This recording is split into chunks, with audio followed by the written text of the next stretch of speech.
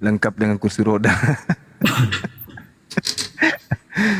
Allahu Akbar. Ya, oke, bahasan kita apa ini? Fokusnya kemana supaya kita bisa ini? Ada Bang Handi kebetulan di sini. Temanya apa? Ya, kira-kira apa Bang mau dibahas Bang? Kalau dari hostnya ada mau dibahas nggak? Saya ngikut. Kalau boleh saya tawarkan diskusi yang jangan terlalu tinggi lah ya, yang basic ya Bang ya. Boleh Bang, boleh. Oke. Yang basic itu bagaimana sih supaya kita hidup ini mengenal Tuhan yang sebenarnya, Tuhan yang berhak disembah begitu, yang wajib disembah. Basic itu ya Bang ya. Basic nggak tuh Bang? Mudah nggak tuh Bang? Apa sulit? Nah, bisa. Ya bisa ya. Karena sehari-hari menyembah tuh Tuhan Bang. Ya. Nah, kita ini hidup kan enggak selamanya nih, jangan sampai kita salah sembah kan begitu. Oke. Ya gitu sih. Ya oke. Kalau gitu Anda dulu deh, baru ke Bang Juma, silakan. Ya karena saya kan tamu gitu ya. Mungkin alangkah baiknya Bang Juma lah dulu Bang. Ya udah silakan Bang Juma diedukasi dulu. Hidup ini sementara loh. Apakah di dunia ini ada yang salah sembah Tuhan Bang Juma? Atau bagaimana sih supaya mengenal Tuhan yang sebenarnya, Tuhan yang menciptakan langit dan bumi gitu loh Bang Juma. Biar dia nanggapi nanti, silakan. Ya, baik. Bismillahirrahmanirrahim. Jadi di dalam ajaran agama Islam itu, ketika kita berbicara mengenai Tuhan, berarti kita berbicara mengenai Khalik yang cakupannya adalah pencipta alam semesta. Kalau sudah bercerita tentang pencipta alam semesta, berarti itu sudah berbicara ruang lingkup daripada apa yang di luar aspek makhluk. Di dalam Islam itu dikenal dengan ilmu tauhid. Jadi tauhid itu saya sendiri membaginya menjadi 3. Yang pertama adalah tauhid uluhiyah, tentang keilahian. Di dalam Al-Quran disebutkan kul huwallahu ahad. Di dalam kitabnya saudara-saudara Kristen dan orang-orang Yahudi disebutkan dalam Markus 12 nomor 28 sampai 32, Yesaya 45 nomor 5 nomor 6, Yesaya 45 21, Yesaya 46 nomor 5. Jadi di situ diceritakan bagaimana tentang konsep keilahian dengan gamblang, tegas dan tidak ambigu. Kemudian kelompok yang kedua dalam ilmu tauhid itu disebut dengan tauhid rububiyah. Apa itu? Tauhid dalam kepenguasaan. Jadi kepenguasaan di sini artinya yang menguasai segala aspek yang ada di atas muka bumi, baik di bumi dan di langit, sehingga hanya kepadanya segala sesuatunya itu kemudian menyembah, meminta, berharap dan seterusnya. Di dalam kitabnya saudara Yahudi diterangkan tentang konsep kekuasaan dan penguasaan, kemahakuasaan itu tertera di dalam Yesaya 44:24, Mazmur 24 nomor 1, Mazmur 104 nomor 27. Sedangkan kalau di dalam Al-Quran dikatakan kemudian Allahus Samad, Allah Subhanahu wa ta'ala tempat meminta segala sesuatu. Yang terakhir adalah tauhid ubudiyah, tauhid dalam beribadah. Jadi peribadatan itu hanya tertuju kepada satu hakikat ini, tidak tertuju kepada aspek di luar dirinya, tetapi semua hanya merujuk kepada esensi daripada pencipta langit dan bumi. Kalau di dalam Al-Quran kemudian diterangkan bahwa seluruh umat manusia itu kemudian hanya beribadah. Iyyaka na'budu wa iyyaka nasta'in. Hanya kepada beliau kemudian satu hakikat pencipta yang kami sebut hal ini, yang menjadi tumpuan penyembahan, dan hanya kepada beliaulah kemudian pencipta langit dan bumi ini tempat manusia memohon pertolongan. Ulangan 6:13, Yohanes 17 nomor 3, Yesaya 66 nomor 23, Bahkan ada diterangkan dalam Yohanes 14 nomor 6. Akulah jalan, akulah kebenaran, akulah hidup. Tidak ada yang sampai kepada Bapa. Artinya semua peribadatan itu harus tertuju kepada satu titik aja, yaitu Sang Pencipta langit dan bumi. Saya kira gitu untuk sementara. Terima kasih. Silakan Pak Regar. Oke, terima kasih Pak Handi Kalebes. Ya, kalau kita berbicara tadi saya coba lihat dan cermati dari pertanyaannya tadi ya Pak ya. Kalau menurut saya, apakah kita ada yang salah menyembah Tuhan yang mana? Maka ini harus kita bisa bedakan ketika kita bicara agama, kita harus bisa bedakan pendekatan kita, pendekatan secara spiritualitas atau pendekatan kita secara intelektualitas. Kan gitu. Kak, tadi saya sedikit bertanya, kok bisa Bang Juma ya mengutip-ngutip ayat Alkitab gitu? Karena tapi sebelumnya saya mau tanya dulu sama Bang Juma. Bang Juma, apakah belajar teologi, Bang? Teologi Islam, Bang? Saya belajar teologi Islam dan belajar teologi Kristen. Oke.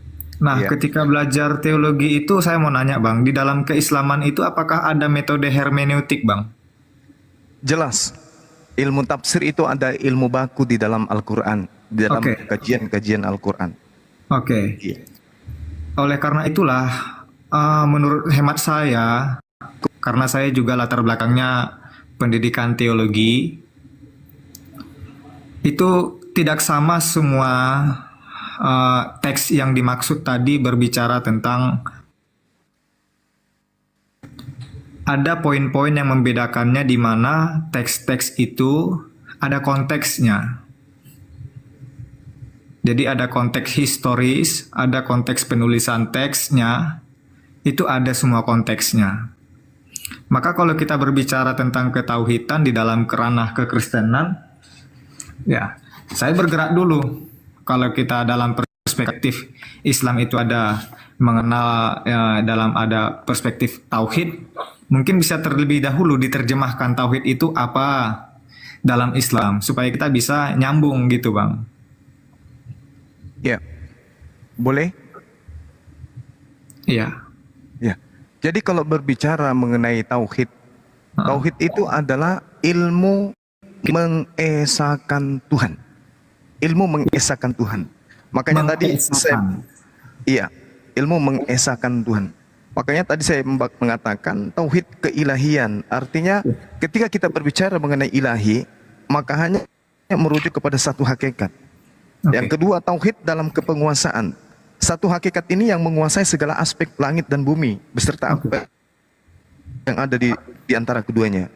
Kemudian tauhid ubudiyah, tauhid dalam beribadah. Semua penyembahan, perserahan diri, doa-doa hanya merujuk kepada satu hakikat tersebut. Demikian. Ya. Jadi mungkin kalau kita pakai bahasa umum ya, saya lebih suka menggunakan teosentris ya. Semua itu mengacu kepada yang satu yang utama. Theo itu artinya Allah, sentris itu semua berpacu kepada Allah. Karena ini kan kita sudah lintas agama. Jadi alangkah baik kita itu berbicara berdasarkan teologi agama-agama.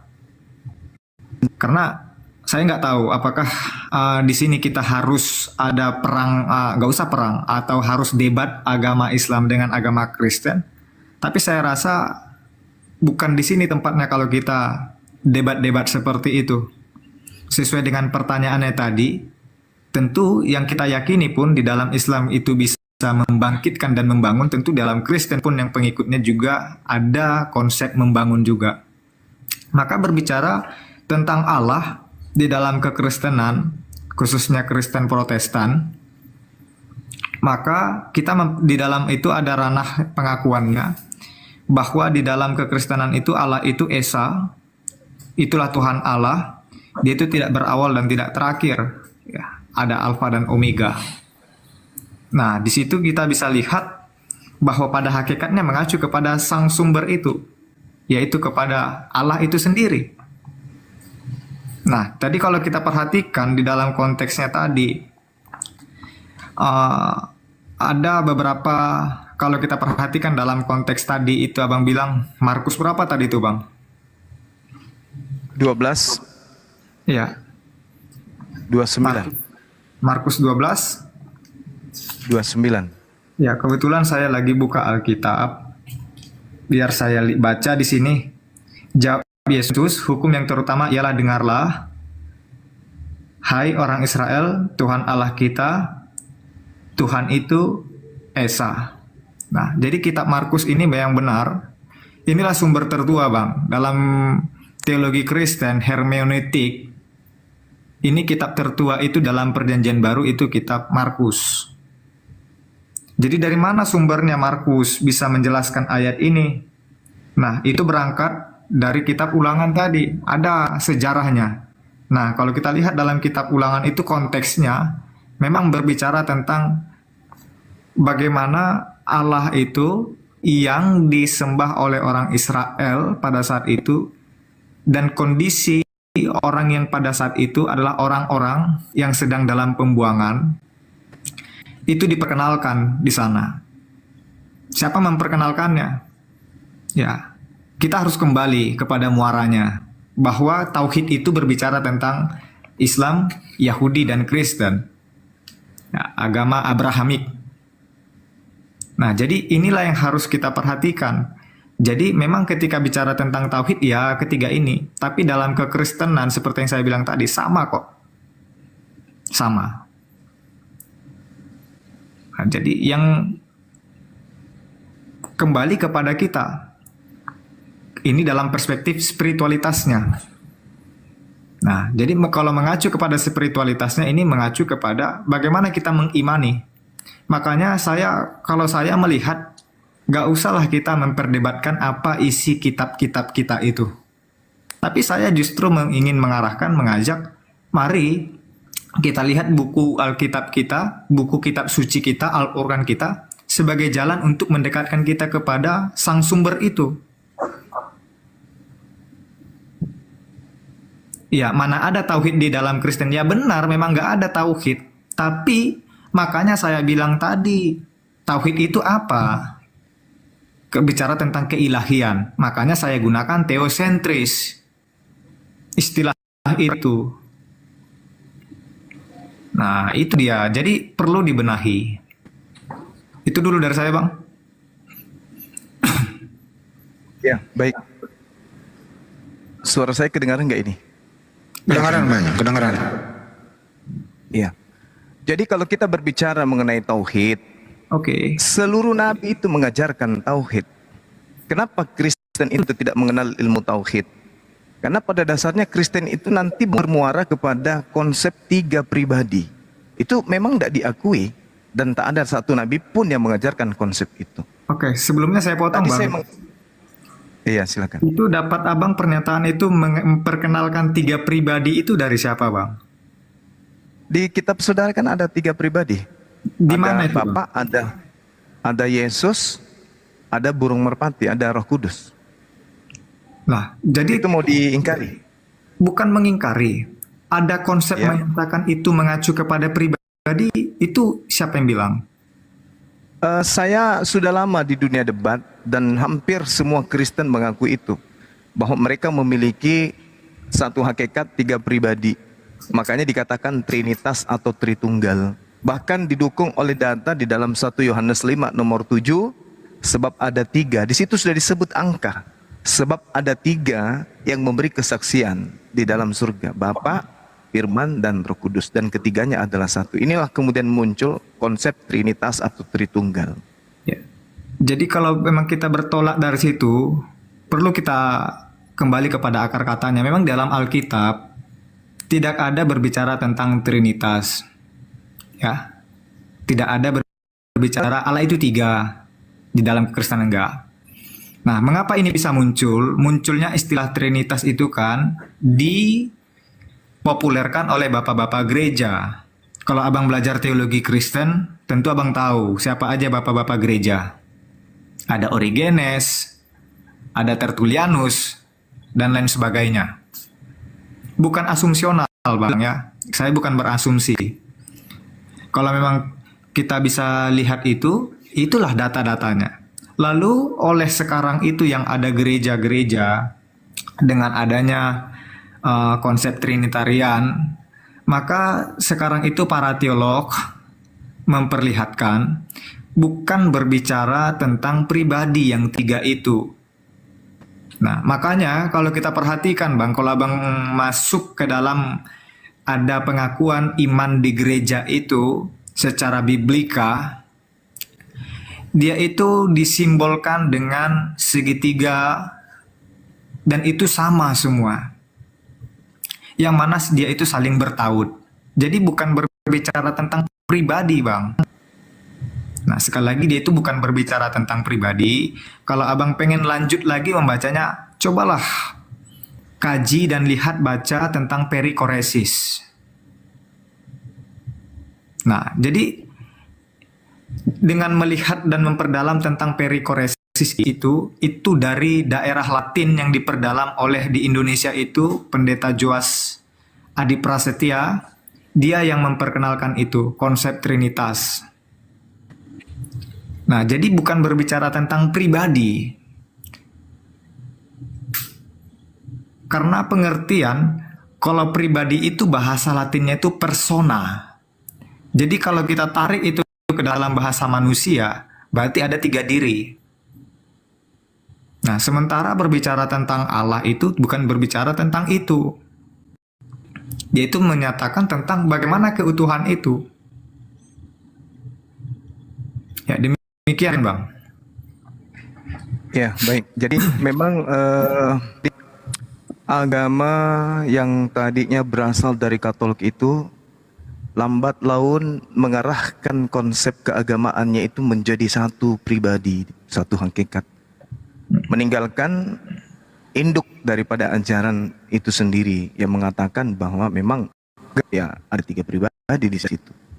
Nah, lalu kemudian kalau itu disangkali, mungkin kita bisa mengangkat sebuah dalil, misalnya pengakuan Yesus itu sendiri.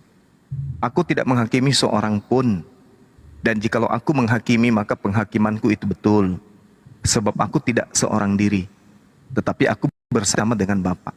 Ini kalau menurut saudara, ini ada berapa pribadi nih? Ketika Yesus mengatakan, aku tidak seorang diri,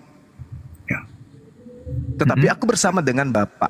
Itu berapa pribadi menurut saudara tuh? Oke. Abang tahu nggak istilah Yesus 100% manusia dan Yesus 100% Allah? Ya itu kan konsep. Itu yang saya katakan tadi. Iya, saya pernah dengar.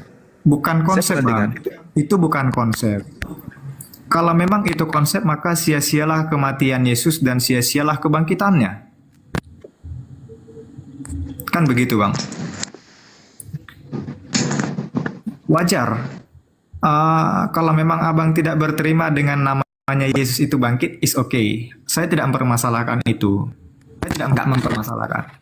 Tapi saya yang menghidupi ajaran itu dan mempelajari ajaran itu, memperlihatkan itu kepada kita di sini. Ya. Yesus itu justru berdoa. Kepada siapa dia berdoa? Ya kepada Allah.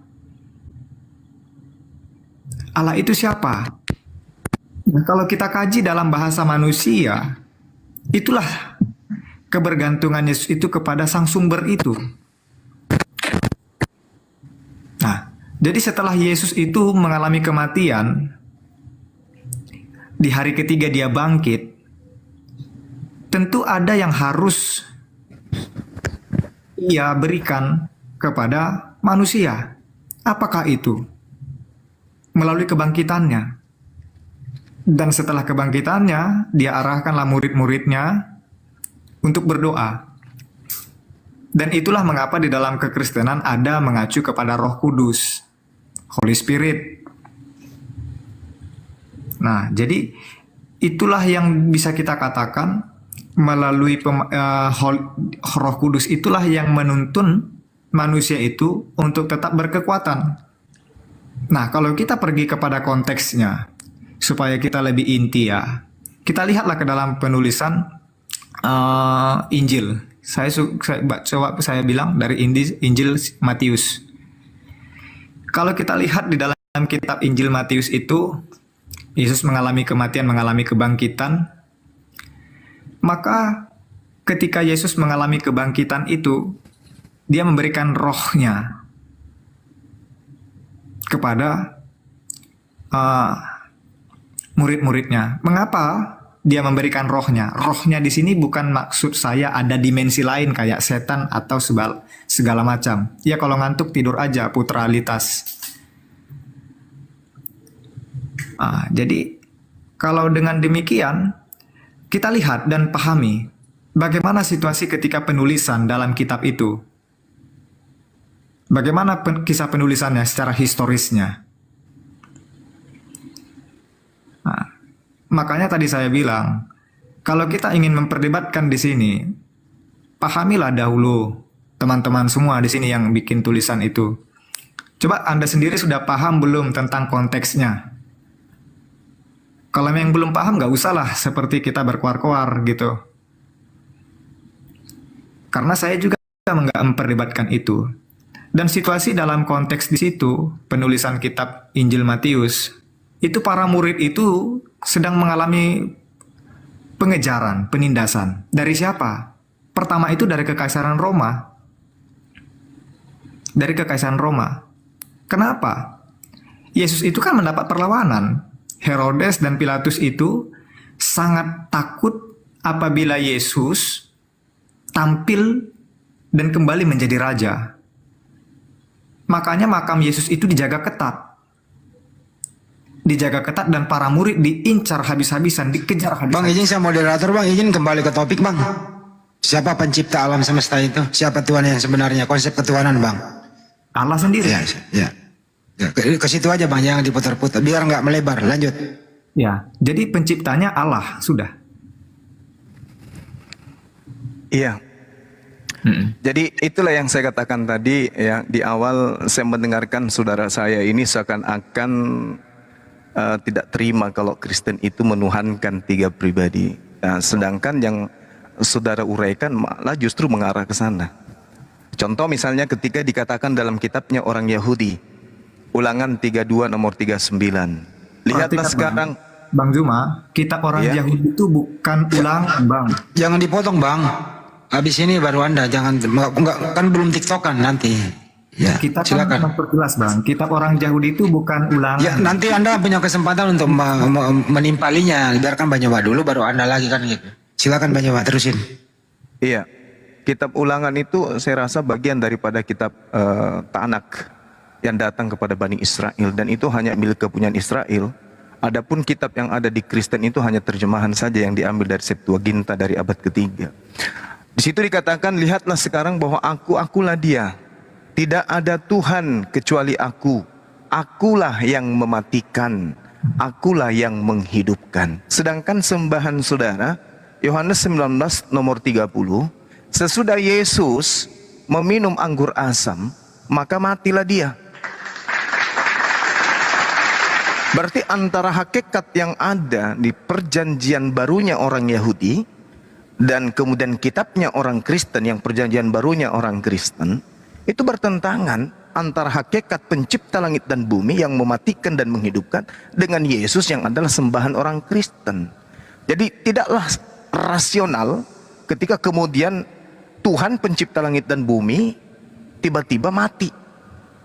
Karena yang disifati kemudian Tuhan ya menghidupkan, mematikan. Sedangkan yang ada pada diri Yesus, sembahan saudara-saudara kita Kristen, itu adalah makhluk manusia yang dimatikan dan kemudian dihidupkan. Kita banyak dalam dalil ya, misalnya di dalam Markus 8:31, Markus 9:31, Markus 10:34, Markus 15:19 dan seterusnya. Bagaimana Yesus diceritakan di sana dianiaya sampai berujung pada kematian. Jadi ini adalah hal yang tidak bisa dinafikan bahwa Kristen menyembah makhluk. Sedangkan Tuhan yang datang kepada para nabi itu bukan makhluk, tetapi adalah Khalik. Sedangkan kalau di dalam ajaran agama Islam itu sendiri berbicara mengenai pencipta langit dan bumi, dialah satu-satunya kemudian yang tidak takluk kepada kematian. Allahu la ilaha illa huwal hayyul qayyum la ta'khudhuhu sinatun wala naum. Tertidur pun tidak, apalagi sampai mati. Begitu juga Tuhannya Bani Israel diterangkan dalam kitab Mazmur, penjaga Israel itu tidak ngantuk dan tidak tidur. Sedangkan Yesus tertidur pulas dia. Sekira begitu Bang, silakan. Coba bantu saya Bang Juma, coba bantu saya. Sesuai dengan tadi yang sudah Bang Juma sampaikan, kutip berapa kitab dari Markus itu, coba Bang Juma bantu saya.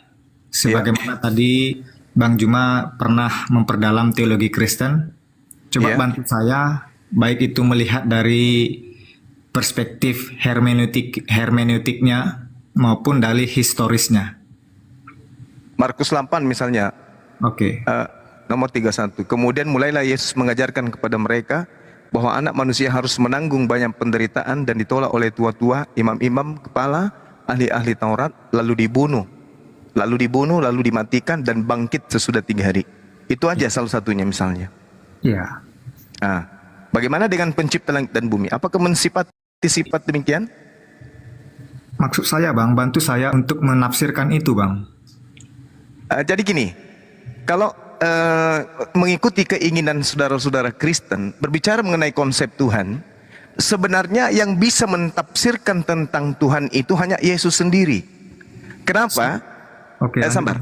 Karena dikatakan dalam Yohanes 1 nomor 18 bahwasanya tidak seorang pun yang pernah melihat Tuhan, tetapi anak tunggal Tuhan yang ada dalam pangkuan Bapa, dialah yang eksegomai.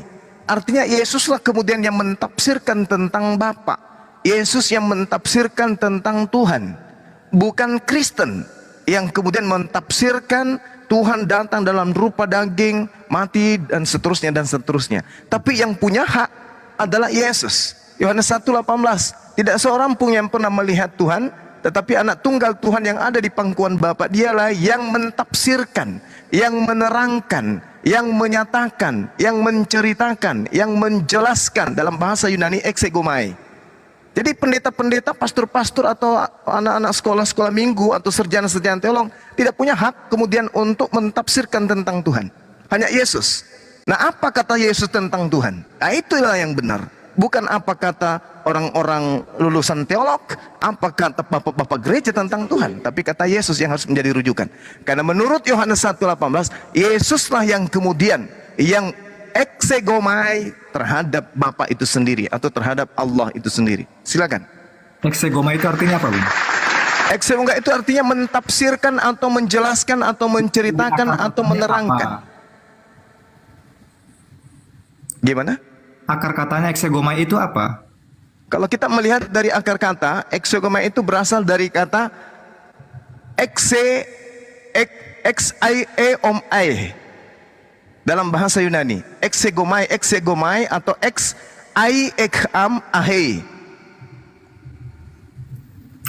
Menceritakan. Exegito, exegemenoi, exegasato, exgomenu, exgonto.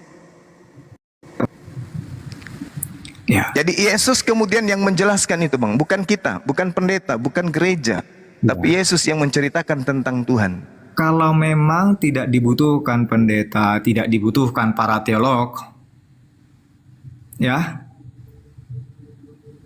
lalu bagaimana bisa sampai firman itu kepada manusia? Jadi kita ini terkadang kita yang mempersulit gitu loh. Ngerti maksudnya Bang? Abang bilang tadi itu dari Septuaginta, dari apa segala macam. Di mana teks Qumran? Kenapa tidak ada disinggung? Makanya berbicara tentang Kristen jangan bawa latar belakangmu dari Islam. Bicaralah tentang kodrat dari kekristenan. Makanya ketika saya masukkan, saya berbicara dari perspektif kekristenan, saya tidak masuk dari ranah pengertian dari paham keislaman. Jadi kalau kita ingin mempertemukan itu, Ya satu sisi Yesus titik tengkar, Yesus satu sisi titik temu. Yang mana Anda katakan Yesus itu sebagai Nabi Isa, lalu saya katakan Yesus itu Allah Mesias. Ya itu titik temunya, tapi apakah itu yang kita cari? Nah itulah tadi. Jadi saya rasa yang kita bincangkan di sini itu hanya seperti bercakap-cakap yang nggak menentu karena berbeda perspektif gitu loh. Sebenarnya gini Bang, sebenarnya yang berbeda perspektif itu Islam dan Yesus itu satu, perspektifnya sama. Yang berbeda itu antara agama Kristen dan Yesus. Kalau berbicara mengenai konsep Tuhan, Bang, Anda harus coba- jujur akui itu. coba Anda harus akui jujur itu. apa saya akui Bang? Ya, bahwa agama Kristen itu adalah agama yang di luar daripada cakupan pengajaran Yesus. Yesus tidak mengenal Kristen. Kristen itu adalah oknum yang oleh Yesus meminta kepada muridnya Bani Israel waspada kepada kelompok tersebut. Oke, betul. Nah, itu. Bahkan Itu Yesus harus sendiri diakui. dengar. Dan itu bukan suatu kekurangan bagi saya. Yesus sendiri kan tidak seorang agama Kristen ya. Betul. Ya, dia justru Yahudi ya latar belakangnya. Benar sekali. Karena dia kan disunat di hari ke-8. Ya. Tapi lihatlah. Tapi lihat. Gimana? Dia datang ke dunia ngapain? Datang sebagai juru selamat bagi Bani Israel. Dengar dulu Bang, itu makanya jangan kita langsung mengacu kepada juru selamat, kepada Bani Israel. Dia itu datang ke sini bukan untuk meniadakan hukum Taurat, tapi untuk menggenapinya. Yang dia ajarkan adalah prinsip kasih. Ya, yang dia ajarkan adalah prinsip kasih. Dan oleh karena itulah, setelah kematiannya dan kebangkitannya, para murid yang mengajarkannya dan kekristenan itu munculkan di Antioquia. Jadi bukan Yesus bilang, ikut aku supaya kau jadi Kristen. Enggak begitu Bang. Enggak. Yesus itu mengajarkan ini pengajarannya. Makanya kata Yesus apa? Kasihilah aku dengan segenap hatimu, kasihilah aku dengan segenap jiwamu, dengan segenap pikiranmu. Lihat Bang, ada yang 3 urutan itu. Kalau abang tadi membilangkan nggak rasional, wajar. Di dalam kekristenan itu, pikiran itu diletakkan nomor 3. Kasihi aku dengan hatimu, dengan jiwamu, dan dengan akal budimu. Gurunda, Ya, dikit boleh ya? silakan. Nanti nyambung lagi ke Gurunda. Maibre Bontor, boleh dijelasin nggak kenapa di Kristen Tuhannya itu minta dikasihi? Silahkan. Kenapa? Diulang ya. Kenapa Tuhannya Kristen itu kok minta dikasihi? Oke. Silahkan. Prinsip beragama apa Bang? Prinsip beragama itu kalau di Islam sih untuk menjadi pedoman kita dalam hidup, sehingga kita kalau mau ngapa-ngapain tidak jatuh kepada apa yang tidak dikehendaki Tuhan. Oke. Ketaatan lah intinya. Iya, taat gitu. Sesuai dengan kita belajar agama ya. Agama itu ada untuk apa kan gitu Bang? Iya. Nah itu. Nah, jadi sama dengan demikian. Konsep kata mengasihi, kasih agape, bentuk kata dari ini harus kita percaya, kita lihat. Putus. Diulang. Ya, jadi itu yang kita harus perhatikan. Kalau abang bilang tadi, mengapa kita beragama, mengapa kita harus mengasihi Yesus? Karena Yesus itu sendiri mengasihi gitu. Jadi itu alasannya, karena Yesus itu kasih, makanya kita harus mengasihi. Iya, cuma kan posisinya kalau kesadaran dari kita itu bagus, kita mulia. Cuman kalau Tuhannya minta dikasihi itu apa elok di telinga kita dengarnya? Silakan. Kenapa bisa muncul statement seperti itu seolah-olah Allah itu kita lihat sebagai yang minta-minta dikasihi? Karena tadi frasanya kasihilah aku dengan akal budimu, dengan apa tadi? Iman Ya ya. itulah makanya. Itu tadi saya katakan kan Bang. Kasihilah Tuhan Allahmu dengan segenap hatimu, dengan segenap jiwamu, dengan segenap akal budimu. Kata mengasihi itu sama itu identiknya di bahasa sederhanakan dengan bagaimana kita bisa bergantung sama Allah, mengenal Allah. Ujuk-ujuk kita mengasihi, mengenal kita gimana? Lah iya gitu kan, kalau Tuhan itu kan maha kasih, artinya dia tidak perlu dikasihi lagi gitu. Dia yang memberi kasih harusnya. Kenapa dia minta timbal balik? Sekarang gini, Abang kenal saya dari cara bicara ini, apakah Abang mengasihi saya? Tidak. Nah itu. Apakah Abang mengenal saya? Tidak. Jadi apa alat Abang untuk mengenal saya? Bahwa saya itu Bontor Siregar. Ya dari Bontor Siregarnya tinggal minta dikasihi oleh saya, baru saya akan mengasihi Bontor. Nggak perlu dikasihani juga, nggak usah Bang. Tapi kan Tuhannya tadi minta. Perhatikan Bang, kasihilah aku dengan segala. Kan berarti aku nagi-nagi dikasihi. No. Tapi kalau kamu ingin kenal Allah, ingin kamu kenal Yesus, pakai hatimu. Oke lah, intinya supaya nggak panjang lebar, mengasihi itu maksudnya tuh mengenal gitu. Kenalilah aku. Jadi sebenarnya bukan minta dikasihi, minta dikenali gitu ya. Oke lah. Silakan Gurunda. Iya, baik. Jadi kalau kita mengambil makna dari kata agape atau agapao dalam bahasa Yunani, lalu kemudian kita menggunakan perspektif bahasa Indonesia, maka kasih itu tidak lepas daripada cakupan tentang kasih dan sayang. Jadi perasaan sayang, perasaan cinta, perasaan ketertarikan, menyayangi, itulah kasih, kan gitu ya. Nah, sedangkan kalau kita berbicara mengenai data-data atau dalil, pengakuan Yesus, barang siapa yang memegang perintahku, kan gitu, dia melakukannya. Dialah yang melakukan itu, yang masuk dalam dalam posisi mengasihi aku. Barang siapa yang memegang perintahku, dia mengasihi aku. Barang siapa mengasihi aku, ia telah dikasihi oleh Bapakku, dan aku pun akan mengasihi dia dan akan menyatakan diri kepadanya.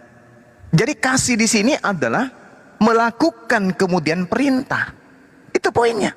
Jadi jangan masuk ke perspektif Indonesia secara mutlak meninggalkan ajaran yang menjadi asas awalnya mengimani tentang kasih, kan gitu. Jadi harus merujuk kepada kasih itu sendiri. Apa kasih menurut Yesus? Ketaatan memegang perintah. Nah, apa perintah Yesus? Ketika perintah Yesus ini disusun dari A sampai Z, perintah-perintahnya disusun sampai dari A sampai Z, lalu dipraktekkan dalam kehidupan, tak akan ada satupun keadaan yang akan dihasilkan dari ketaatan terhadap perintah-perintah ini menjadi Kristen. Jadi kalau dari A sampai Z perintah Yesus disusun, lalu dipraktekkan dalam kehidupan beragama, maka yang melakukan dan mempraktekkan itu tidak akan terlihat seperti Kristen.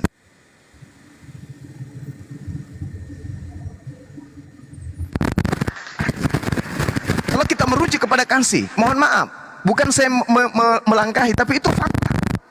Barang siapa memegang perintahku, dia dan melakukannya, dialah yang mengasihi aku, Yesus. Nah, sedangkan kalau orang menuruti perintah Yesus, tidak akan menghantarkan orang menjadi Kristen. Tidak akan menghantarkan orang itu menjadi murid sekolah minggu. Tidak akan mengantarkan orang itu menjadi pengikut Paulus.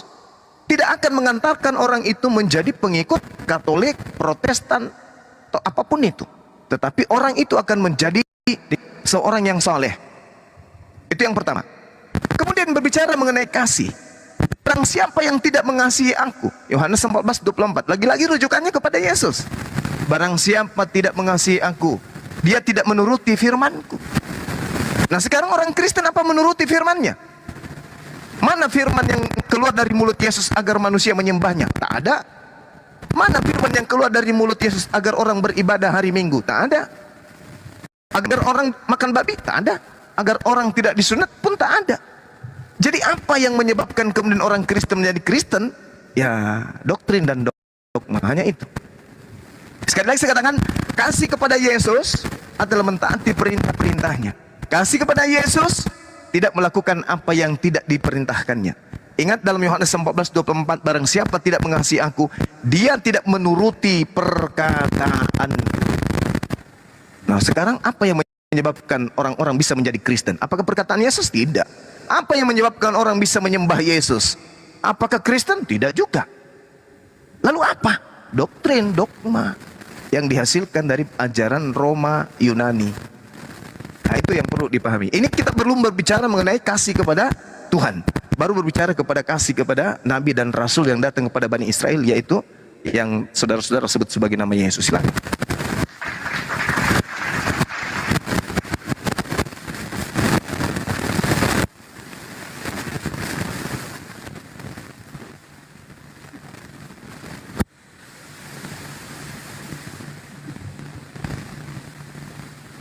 Gangguan mic Mbak Nyuma ya.